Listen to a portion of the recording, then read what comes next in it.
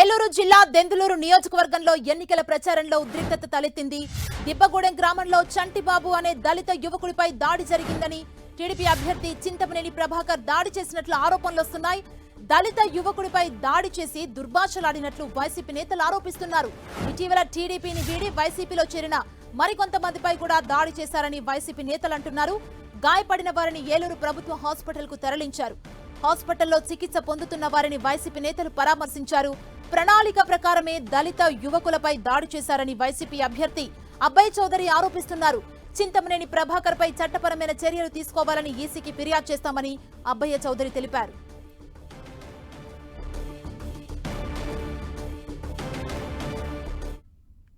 Chintamaneni arrest చేయాల్సినటువంటి అవసరం ఉంది.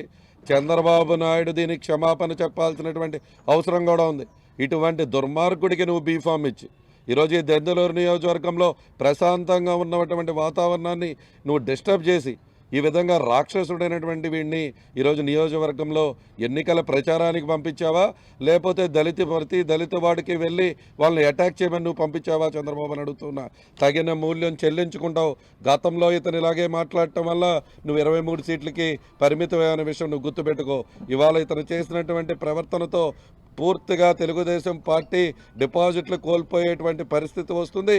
ఈ నియోజకవర్గంలో చెప్తూ ఉన్న దమ్ము ధైర్యం ఉండే రాజకీయ